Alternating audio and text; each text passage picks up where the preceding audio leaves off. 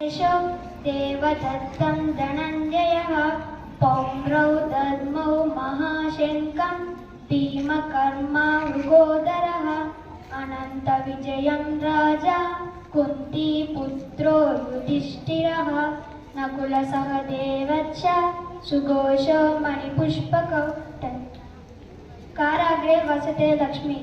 ఈ శ్లోకం మనం పొద్దున లేచినప్పుడు అరిచేతులు చూసుకుంటూ అరిచేతులు చిట్నేలు మధ్యలో మీద లక్ష్మీదేవిని, చిట్నేలు మధ్యలో సరస్వతిని, చిట్నేలు కింద వెంకటేశ్వర స్వామిని ఊహించుకొని అవన్నీ చేతులు రెండింటిని రుద్దుకొని మొహాన్ని కన్నుకొని తెస్తే ఆ రోజంతా మనకి మంచి జరుగుతుంది.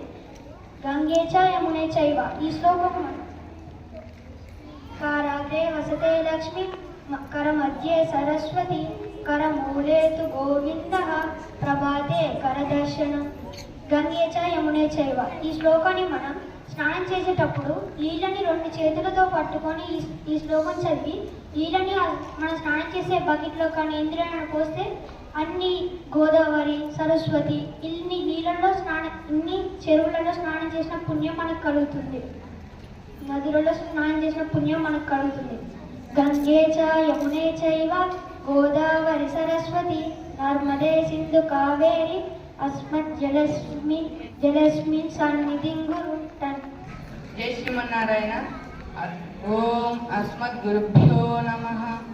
మనం స్నానం చేసిన తర్వాత బొట్టు పెట్టుకునేటప్పుడు ఓం కేశవాయ నమః, ఓం నారాయణాయ నమః, ఓం మాధవాయ నమః, ఓం గోవిందాయ నమః, ఓం విష్ణవే నమః, ఓం త్రివిక్రమాయ నమః, ఓం మాధవాయ నమః, ఓం త్రివిక్రమాయ నమః, ఓం వామనాయ నమః, ఓం శ్రీధరాయ నమః, ఓం ఋషికేశాయ నమః, ఓం పద్మనాభాయ నమః, ఓం దామోదరాయ నమః.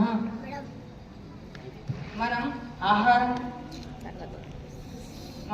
ఆహారం తినేటప్పుడు యుక్తాహార విహారస్య యుక్త చేష్టస్య కర్మసు యుక్త స్వప్న అవబోధస్య యోగో భవతి దుఃఖః.